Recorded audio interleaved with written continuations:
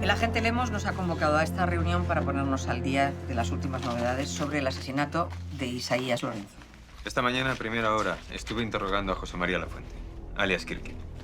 Él es el agente del CNI que estuvo en contacto con Isaías. Te ha dicho que se traía entre manos.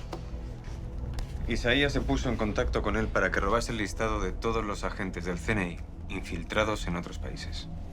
Pero eso es gravísimo. Sí que lo es, Claudia. Porque si esos nombres salen a la luz, se echaría a perder todo el trabajo del CNI de los últimos años. Y lo que es peor, se vería comprometida la seguridad de todos esos agentes. Imagino que esa información vale una fortuna. Muchos países estarían dispuestos a pagar verdaderas barbaridades por saber qué agentes infiltrados hay en su país. En el interrogatorio, De la Fuente nos dijo que Isaías estaba dispuesto a pagarle hasta 100.000 euros por ese listado.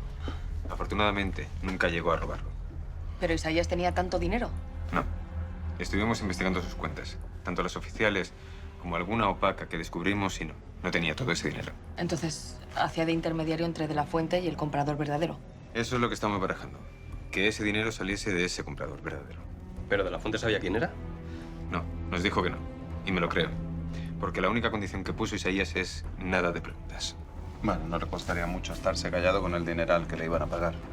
Entonces hemos de suponer que el verdadero comprador de esa lista es quien asesinó a Isaías. Y no solo eso. Es posible que todavía quiera conseguir ese listado. Por eso tenemos que averiguar de quién se trata, cueste lo que cueste. Pero eso no va a ser fácil.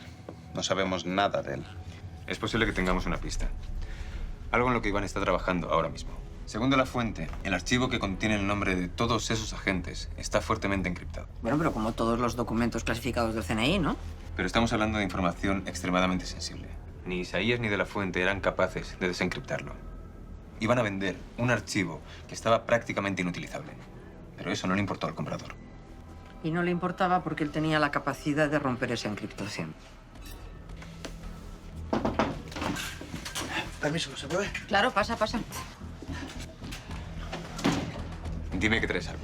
Eso creo, sí. He conseguido analizar qué tipo de encriptación tienen los archivos gracias a los datos que te pasó el CNI. ¿Y qué has averiguado? Bueno, pues que esos datos solo se pueden desencriptar con un software específico. Vamos, que de hecho solo hay un programa capaz de romper esas barreras.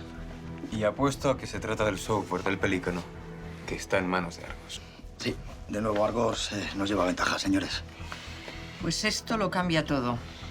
Argos puede perfectamente ser ese comprador. Tiene el músculo financiero necesario y tiene el software para desencriptarlo.